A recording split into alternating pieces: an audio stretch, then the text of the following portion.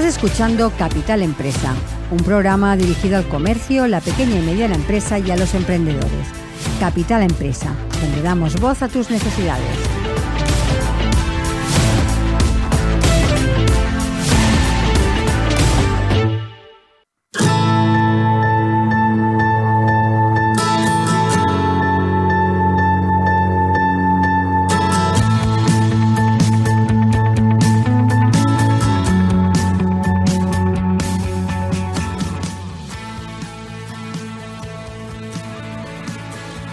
Y continuamos el programa y lo hacemos con nuestro colaborador Jesús Soler, abogado experto en tecnología en el espacio Digital Law. Jesús, buenos días y bienvenido. Buenos días, ¿cómo estamos? Bien, ¿y tú? Frío. Hoy menos, ¿eh? Bueno, esa mirada, bueno, no sé yo. En provincias, Esto los moteros. En provincias y en moto, ahí estamos. Bueno. Pero bueno, bien. ¿De qué hablamos hoy? A ver. Hoy hablamos de ficheros de morosos. Guay, ¿no? Qué divertido. Bueno, es lo que hay. Ficheros están ahí fastidiando, pero fastidian cada vez menos, la verdad. Pero siguen estando ahí. Ficheros de morosos son muy antiguos. Los ficheros de morosos vienen de los años 80. Bueno, unos añitos ya. Sí, ha pasado ya una temporada. El primer fichero, ahora hay 3 ficheros que la gente más o menos conoce. El ASNEF, el Badeskug y el RAI. El RAI es el primero, el que empezó. Allá por los años 80 y pico, el Consejo de Bancos dijo que era cuando se descontaban letras de cambio, la letra de cambio famosa, que los notarios hacían de oro con las letras de cambio protestándolas. Pues los bancos dijeron, esto de las letras de cambio en las empresas, que tenemos un agujero. Y un día coincidieron y dijeron, ¿y si hacemos un listadito con todas las letras que nos impagan? Y entonces inventaron lo que se llama el registro de aceptos impagados, el RAI. Que en aquella época se consultaba en papel y en microfichas. O sea, te ibas con una microficha de plástico, con todos los tags ahí puestos y tenías que buscar año tal, año cual. Bueno, era muy bonito. O sea, lo miras desde aquí y dices, ¡buah! Y vivíamos. Y los bancos vivían y consultaban. Y cada día te llegaba un listado de los impagados de letras y tú te lo leías. Hoy ha caído. Entonces, con eso era muy divertido porque tenías un índice de cuando una empresa empezaba a pasar dificultades. Cuando empezaba a devolver letras, pues, o pagarés, veías que aquello no iba del todo fino. Entonces, pues, tomabas decisiones dentro del nivel de riesgos. Esto lo vieron las entidades financieras. En aquel momento eran casi muchas vinculadas a bancos, porque los bancos ya empezaban a pasar financiaciones por financieras, sobre todo coches, y dijeron, pues, esto es buena idea. Y entonces inventaron el ASNEF, que es de la Asociación Nacional de Entidades de Financiación. Hicieron también su listado, que también en sus orígenes eran solo los recibos impagados de coches y financiaciones, muchas de consumo, pero bueno, tuvieron una cierta entidad. Y hablamos de principios de los 90.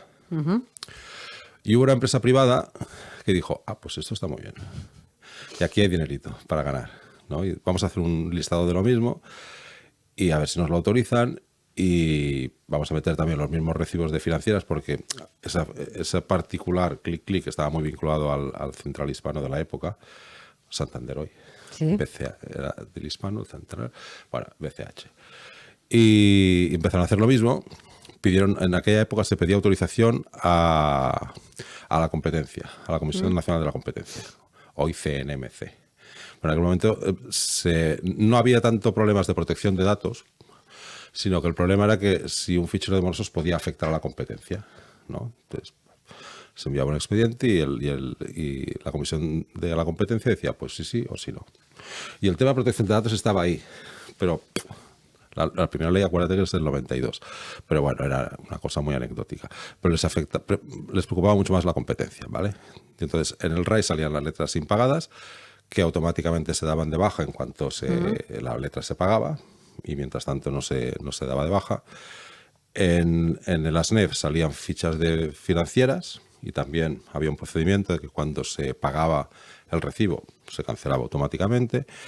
Y este Badeskug, que al final lo compró una empresa inglesa que se llama Experian, muy potente.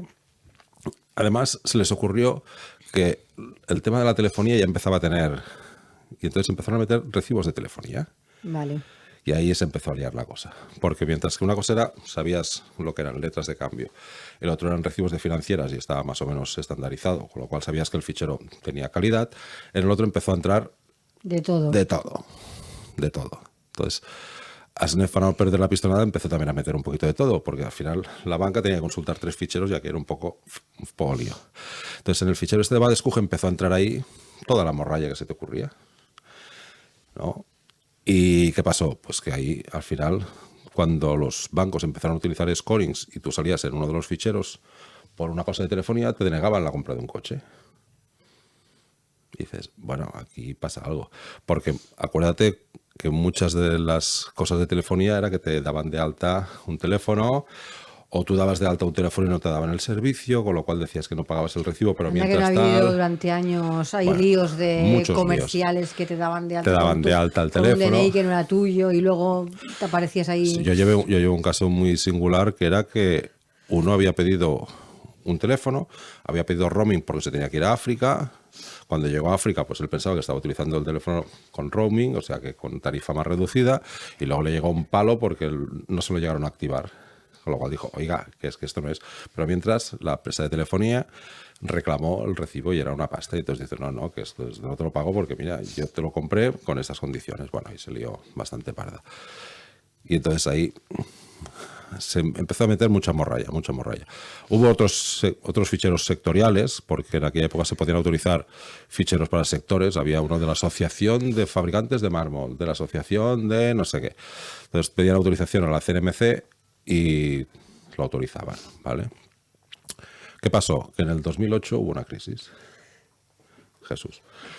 Y en esa crisis hubo muchos impagados, pero de cosas muy pequeñas.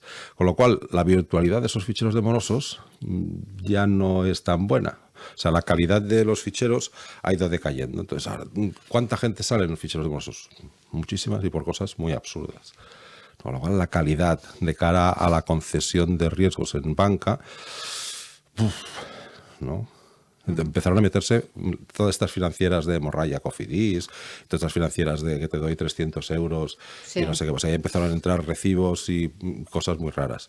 Con lo cual, la virtualidad de los ficheros de morosos, hoy en día, como calidad, ya no es tanta. El RAI ha quedado desplazado porque ya apenas se descuentan letras, con lo cual ese ya no cuenta, y los dos ficheros principales hoy en día son el ASNEF y el Badescu, uno de la Asociación Nacional de Entidades de Financiación y el otro que tiene una información muy parecida prácticamente, que lo controla una empresa privada, que se llaman Experian. Hasta ahí, ¿cómo funcionan? La siguiente derivada es, ¿cómo te das de baja? ¿Vale? Para que a ti te den de alta un recibo o un impagado en un fichero de morosos, la ley está muy clara. Primero empezó con una instrucción de la agencia, allá por los años 2000, y para que una deuda esté en un fichero de morosos tiene que ser una deuda líquida, quiere decir que es dinero, vencida, exigible y reclamada.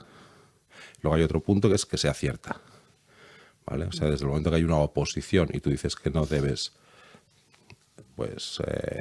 un dinero y que debes menos, ese ya no es cierta, con lo cual ya no tiene que estar ahí, no tiene que ser pública, ¿vale?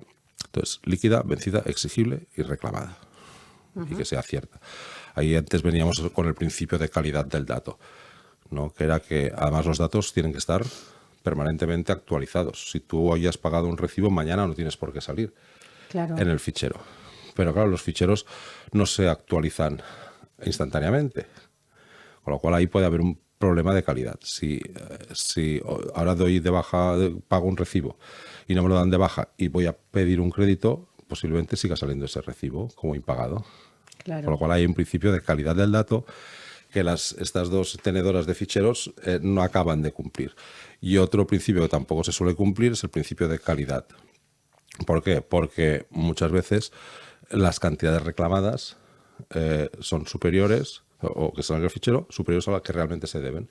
Se van acumulando intereses, van acumulando cosas, y tú mientras tanto has dicho que, oye, que es que yo no debo esta cantidad, debo muchísimo menos, ¿vale? En estos ficheros solo pueden estar deudas por encima de 50 euros y solo 5 años desde el vencimiento. O sea, si hoy impagas un recibo de 49 no saldrás, o no deberías salir, ¿vale? Entonces, y solo puedes estar 5 años desde el primer vencimiento. Luego hay vencimientos consecutivos, ¿no? O sea, si has dejado de pagar un recibo hoy, al cabo del 5.º año ya no tiene que salir. Pero el recibo del mes que viene sí que saldrá. Que volverá a caer al mes siguiente, ¿vale? Funciona así. Vale. Entonces, ¿cómo se da de baja? Hoy en día es más o menos sencillo. Primero pagando. Claro. Primero pagando. Pagando y preocupándote que luego esté de baja. Porque tú puedes haber pagado y no lo hayan dado de baja. Entonces tienes que volver a ejercitar el derecho de acceso al fichero y volverlo a mirar si estás y por qué importes está. Hace años, cuando no estaban tan claros los derechos de acceso y cancelación, siempre tenías un amiguito en algún banco que entraba al fichero y se miraba, te lo miraba y te decía, ay, pues sales en tal, sales en cual. O cuando ibas a comprar cualquier cosa a plazos, que ya estaban conectados con la financiera de turno, pues te lo miraba, ay, pues no tienes una SNEF o tienes un no sé qué. Hoy en día eso ya no se puede, porque los bancos solo pueden consultar fichas de clientes o de gente que les haya pedido un crédito. No pueden empezar a mirar a tu cuñado. Eso ya no se puede hacer. Pero han facilitado mucho los ficheros el cómo hacer las cosas. En los dos portales, tanto en asnef.com como en experian.es, en el menú de arriba, lo he comprobado esta mañana, ya sale cómo darse de baja, cómo consultar el fichero y cómo darse de baja. Y en los dos hay un formulario, hay los emails donde tienes que enviar la información. Perdón, ahora soy yo. Tanto para consultar el fichero como para darse de baja. En los dos hay un formulario. Para consultar el fichero es muy fácil. Tú entras en ese portal, buscas el email, pones tu nombre, tu DNI y envías una copia del DNI para comprobar que tú eres tú. Sí, y ellos a vuelta de correo te dirán si sales o no sales.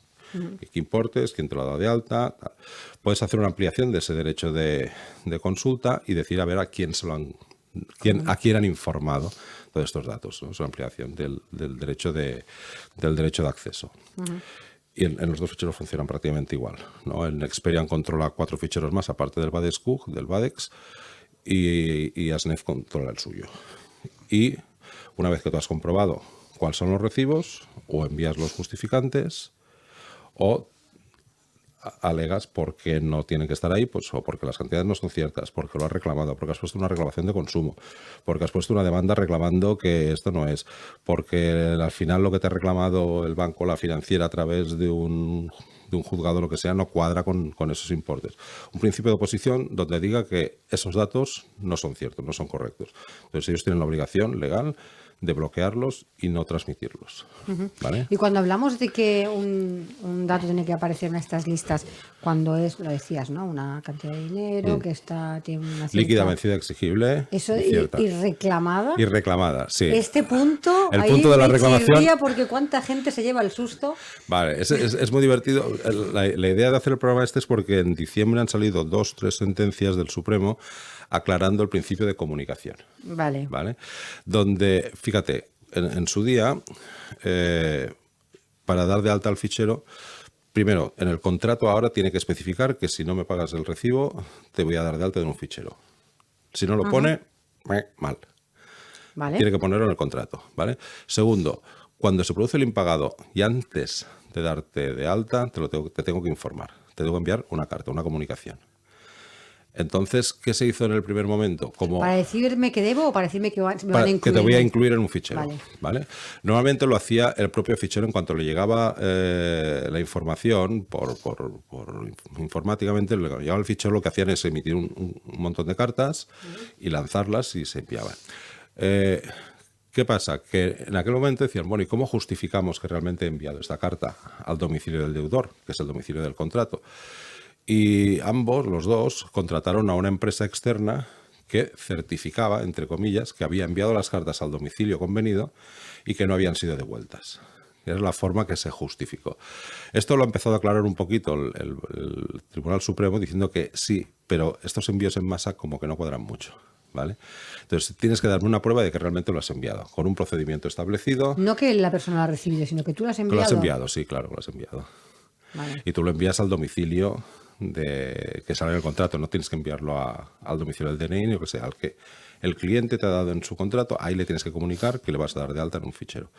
Pero en esa comunicación, además, no le puedes decir, como has impagado, te voy a dar de alta en el fichero, porque si no se lo has dicho antes, esa comunicación no sirve para nada. O sea, yo le tengo que haber advertido en el contrato de que si no me paga el recibo, le voy a dar de alta en un fichero. No sirve que en esa comunicación, usted no ha pagado y ahora le vamos a dar de alta en un fichero. No. O sea, se lo tengo que comunicar ¿Eso en el contrato. contratos a partir de qué fecha? ¿O Siempre.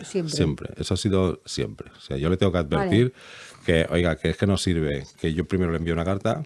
A ver, sirve cuando no se ha hecho en los contratos antiguos. Imagínate que es un contrato del año de la Picó y devuelves por casualidad al cabo de 25 años un recibo de la hipoteca, ¿no? Venga, como en aquellos contratos no se especificaba nada, pues ahora puedes enviar una carta, oiga, que si no en una de las reclamaciones de pago, que tienes que hacer varias, tienes que haberle reclamado de pago, si no me lo paga al final... Le tengo que avisar en alguna de esas cartas de que lo incluiré. En las reclamaciones. Vale. Porque cuando hablamos de notificaciones, por un lado, tiene que estar reclamada y luego notificada al alta en el fichero. Notificado que le vas a dar de alta en el fichero. Diferentes. Sí, o sea, la reclamación tiene que estar hecha porque si tú me debes dinero y yo no te lo reclamo...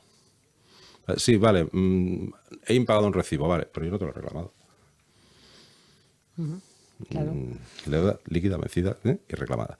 Y luego la notificación. Pues si no te lo has reclamado previamente, ahí sí que el tribunal no dice nada de que los sistemas de reclamación tienen que ser fehacientes, tienen que ser notariales o tienen que ser tal, sino que tienen que ser reclamaciones normales y corrientes, la que se hace por el sistema. Incluso yo he de decir que las reclamaciones por email son válidas. Si yo tengo dentro de la forma de comunicarme con el deudor está el email, pues el email porque queda registro y además puedo controlar que si se ha recibido, se ha leído, etc. No me sirve una reclamación de WhatsApp ni de SMS. Y telefónica tampoco, entiendo. Telefónica sí tienes prueba. Vale, si tienes la si llamada grabada. Si tengo la grabación, sí. Vale. Pero, por ejemplo, tendrías un problema de prueba. Luego, yendo al juzgado a decir si lo has reclamado o si yo pongo un principio de reclamación de protección de datos por la vía civil y tú no consigues probarme de que yo ya te he hecho una reclamación y te he informado telefónicamente porque no tienes la grabación, pierdes. Claro. Con lo cual, déjalo por escrito. O sea, la grabación está muy bien, está muy bonito. Pero si el cliente, dentro de sus sistemas de defensa, está en decir que la deuda no es correcta, voy a consumo diciendo que lo que me has vendido no estaba bien y por eso te lo he devuelto. No es que yo no te quiera pagar, es que lo que me has dado es una porquería y no te lo voy a pagar. O la cantidad es inexacta, o ellos han incumplido. Dentro de esa serie de reclamaciones o del juzgado, tiene que estar justamente eso, la posibilidad de que, oye, esto no es cierto y ahora, si quieres probar lo contrario, tienes que aportarlo. Aportar una grabación, sí se puede hacer, pero de cara a las empresas es un poco liante, ¿no? Vale. Y a partir de ahí, la reclamación. Se han dado reclamaciones importantes de gente que le han dado de alta en el fichero sin tener que estar de alta o sin cumplir ninguno de esos requisitos. Y ahí puede haber una responsabilidad por daños muy, muy, muy importante. Por eso hay que ser muy cuidadoso cuando des de alta algo en el fichero y cómo montar los protocolos. Tú imagínate un supuesto de daños. Fácil. Contrato el famoso teléfono. ¿Sí? Que no lo llego a dar de alta porque tú me has ofrecido un roaming y no funciona cuando yo le he abierto en donde sea, en Gabón. Sí. Oye, que el roaming no está activado, pues ni lo utilizo porque has incumplido tú el contrato, no te lo voy a pagar y la empresa de telefonía te va a cobrar la primera cuota de 59 euros. Y tú dices, oiga, no, que es que usted no ha cumplido el contrato. Yo quería un teléfono para poder utilizar con roaming y no sé qué, y no lo he podido utilizar. Con lo cual, no he utilizado la línea en ningún momento. Y ellos te dan de alta en el fichero. ¡Pam! Y resulta que tu hijo, por lo que sea, o tu pareja, o quien sea, sí, necesita una operación urgente. Y tú dices, y esa operación urgente la tienes que hacer pagando. Por lo que sea, tienes que irte a Estados Unidos. Y dices, bueno, pues hipoteco mi casa. Y pides una hipoteca de $500,000 sobre tu casa. Y no te la dan porque tienes una deuda de telefonía de 59 euros en un fichero. Porque como ahora todo funciona por scoring, etc. Entonces, ¿qué pasa? Hay una responsabilidad por daños. Porque al final tu hijo no se puede operar. Imagínate que se muere. Voilà, eso es... No, vamos al caso extremo, pero puede pasar. ¿Tú podrías iniciar una reclamación A contra el fichero y B contra la empresa de telefonía? Sí, Sí. por daños. ¿Por qué? Porque han dado de alta un recibo que no tenían que dar de alta porque hay un principio de oposición, porque yo ya les he alegado en consumo, en donde sea, que oiga, que no me tienen que cobrar 59 euros, lo han dado de alta para presionarte en el fichero de morosos, y cuando tú has ido a pedir otro crédito realmente importante para otra cosa, te lo han denegado por una evaluación automática de scoring porque salía ese fichero. Entonces, Claro. ¿es responsable por daños la empresa de telefonía? Sí. Sí. ¿Puede ser de un importe de lo que te dé la gana? Bestial. Sí. Con lo cual, hay que ser cuidadosos. No he visto casos tan extremos como este, pero es un caso de laboratorio que puede pasar. He visto otros casos, el típico que ha ido a pedir luego una póliza para su negocio, su empresa después no ha podido mantenerse por lo que sea, y antes había tenido un alta en un fichero por otras cosas que no tendrían que estar ahí. La empresa al final tuvo que presentar concurso y pidieron responsabilidad por daños y ganaron. No fueron unos daños tan exorbitados, pero sí, realmente, claro. Y los tiempos que marcabas tú, esos 5 años, etcétera. Si una deuda, por ejemplo, yo dejo de pagar un crédito y durante 5 o 6 años nadie me reclama, Sí. después me pueden incluir en un fichero. No, desde el vencimiento del recibo.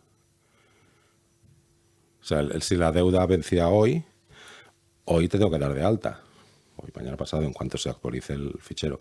Pero desde la fecha de vencimiento son 5 años. O sea, no sirve que te lo reclame de aquí a 5 años. Digo, ostras, ¿te acuerdas aquel recibo del año 18? 2018, estamos en 23. 2018, de enero del 2018. Sí, a ver si me lo pagas. Porque si no te lo daré de alta en el fichero. No puedes. Porque Claro. un recibo vencido el 2 de enero del 2018, el 2 de enero del 2023 ya no tiene que estar. Vale. Aunque te lo reclame hoy. Oye, la deuda sigue estando. La deuda está, La deuda pero sigue no. estando. Pero las formas de reclamación son diferentes porque ya no tendría vía ejecutiva. No porque lo han tenía, reclamado. no tenía que aparecer en ningún fichero. Pero Pueden no seguir puede. reclamando porque la deuda está, pero no aparece La en un deuda fichero está de morosos. porque es posible que la deuda, no sé, claro, si ha perdido fuerza ejecutiva, puede pedir un ejecutivo, si no tiene que ser un declarativo, pero realmente no pueden dar de alta en el fichero porque ha pasado 5 años desde el primer momento, desde el vencimiento de aquel recibo. Posiblemente si hay un recibo de mayo, sí que te lo pueden dar de alta porque todavía mayo del 2023 no ha llegado. Entonces, Vale. pero solo tendrías que estar 3 meses. Automáticamente, del vencimiento de aquel recibo, el propio fichero ya lo da de baja. Lo depura, hace un sistema de depuración, porque claro, es un sistema de corresponsabilidad. Entonces, ¿tú contra quién reclamas? Contra quien te da de alta y contra el fichero. ¿No? Sí. En 2 vías. Pues el culpable, ¿quién es? El que te ha dado de alta. Pero también El el fichero fichero, que ha aceptado. en cuanto tú le haces ese derecho de acceso, ¡pum! Y le haces una justificación de por qué no debes ese recibo o por qué te has opuesto a ese recibo, porque los importes no cuadran, automáticamente tienen que bloquearlo. Pueden seguir manteniendo el fichero, pero con un principio de bloqueo, o sea que no es público. Porque si mañana la sentencia dice sí, realmente lo debes, entonces el banco comunica la sentencia de que realmente lo debes o la resolución de consumo y vuelves a estar de alta. Claro. Por un principio de calidad del dato. Pero hoy en día es más o menos sencillo darse de baja. Si has pagado, es muy sencillo. Sí, claro, aportando la prueba del pago. Exacto. Pero cuidado. Pero tiene que coincidir exactamente con lo que hay en el fichero, ¿o no? No, porque tú ya ves que la deuda de fecha tal, fecha cual, lógicamente tú has pagado con intereses, con lo cual no tiene por qué cuadrar, no tienen que seguir dando de alta intereses, ¿no? Entonces ya no cuadra. Pero también te puedes dar de baja si hay un principio de oposición. Vale. Oye, que es que mira, ya he puesto una reclamación de consumo, he puesto una demanda en el juzgado, he puesto una reclamación de tal. Yo tuve un caso donde se reclamaba una tarjeta que no se había usado. Porque ni se había entregado, ni tenían prueba. La típica tarjeta que te enviaban. ¿Te acuerdas? Que Sí. te enviaban tarjetas hace años. Ahora ya no. Y te las enviaban tal cual. La habían robado, la habían utilizado y si esta tarjeta no se ha usado. No puedes reclamarla. Ni se ha pedido. Ni tienes un contrato firmado. ¿No? Claro.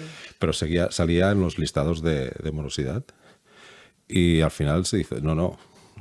¿Tienes una prueba de que la tarjeta se ha entregado? No. ¿Tienes una prueba de que la has utilizado la persona? No. Con lo cual, ¿Está el contrato? No. ¿Está el contrato? No hay nada. Sí, pero es que aquí hay una deuda. Prueba que la ha hecho la persona a quien tú le reclamas. Porque ni te ha pedido la tarjeta, ni se la has entregado a él, ni hay un contrato. lo cual tienes que darlo de baja sí o sí. Pues ahí se lía un poquito, pero al final se consigue, ¿no? Lo que pasa que es lo que dices tú, ¿no? Cuando ahora que todo es digital y Claro. que todo se pide de esta manera, hacen aquellos cruces, Claro. cualquier cosa por €1 que salgas en las... No puedo por €1 porque no puedes, No puedes. por 50, sí, claro. A ver, hay una norma en protección de datos que dice que tú no puedes depender, tú puedes pedir que no se te hagan evaluaciones exclusivamente por medios electrónicos.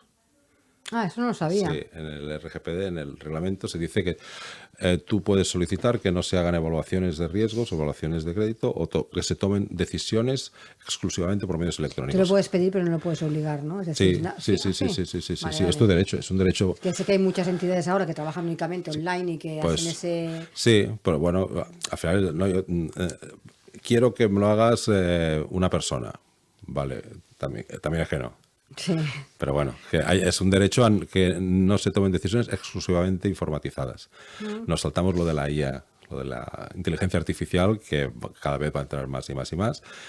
Pero ese punto es crucial porque tú puedes pedir que no se tomen decisiones exclusivamente automatizadas. Pues no sabía ese punto. Sí, ¿eh? sí, No, sí, sí. pensaba que, bueno, que los bancos, las financieras que ya trabajan directamente De momento está haciendo hasta... ese cruce de datos, Claro, de momento está hasta que la inteligencia que te artificial sea responden, tan vamos, potente. a los menos 2 minutos, ya te han dicho sí o Bueno, no. porque ya era un scoring automatizado, que Sí. es un robot, vas poniendo los datos, tiqui, tiqui, tiqui, tiqui, tiqui, tiqui, clic. Ellos ya solo, automáticamente, cuando lo firmas, ya tienen la conexión con el fichero, ya sale clic, clic, clic, sale el cruce y listos. Hubo un momento histórico en que los ficheros había una cantidad de porquería de datos, porque este que te hablaba del Experian, que era privado, en sus orígenes metían todo. Se dedicaban a coger los BOEs y metían multas, metían ahí deudas de la administración, todo eso se prohibió. Porque claro, es información pública que se están captando de ficheros y lo están metiendo ahí. ¿No? Y que al final decías, bueno, pero es que aquí lo que te interesa cuando mirabas ficheros de morosos era que realmente tuviera una entidad, ¿no? Claro. Si debías 50 euros de telefonía, pero tenías todo el resto inmaculado y luego tenías una condición de crédito brutal y tu historial era tremendo con todos Sí, los por bancos, lo decías, menos duda, ¿no? claro, dices, bueno, pero pues no se lo podemos dar porque tiene una deuda con telefonía. Digo, pero a ver, no te das cuenta que esta deuda con telefonía es una santa chorrada, porque nuestra experiencia en créditos de la hipoteca, del coche, del barco, de la Todo moto, es de no sé qué, impoluto. es todo impoluto. En los otros bancos también, pam, pam, pam. Algo habrá pasado con la empresa de telefonía N, ¿no? Bueno, pero es que tiene... Entonces ahí interviene la mano del hombre, porque seguramente en el scoring diría, porque tiene una incidencia de tal, menos 10, y te fastidiaba el resto del scoring. ¿No? Dice, no, es que este menos 10, quítalo si el resto de la experiencia es correcta. ¿Vale? Pero bueno, que los sistemas de darse de alta y de baja son sencillos. En los dos portales, en asnef.com y en badescook.es, arriba, en el mismo menú, ya hay consultar el fichero y darse de baja. Y sale y envías. La información está muy bien, la he mirado, la he revisado, salen los formularios. No he probado a hacer la consulta porque me da miedo. Porque Mejor no pregunto. Mejor no preguntamos, pero en teoría, como es también automatizado, te contestan enseguida. Pues Jesús, ya estamos en tiempo, como siempre. Siempre. Muchas gracias por la información y la semana que Y- viene y- seguimos. Yo pienso que había que cancelarlos todos y empezar de nuevo. Los ficheros De nuestros. cero. Sí, Había porque... mucha gente que se ponía contenta, ¿eh? No, porque es que después del 2008, te lo he dicho, después del 2008 ahí entró todo Cristo. Pues eso, a ver si toman nota y empezamos desde cero. Jesús, esta semana que Esta viene. semana que viene. Estás escuchando Capital Empresa, un programa dirigido al comercio, la pequeña y mediana empresa y a los emprendedores. Capital Empresa, donde damos voz a tus necesidades.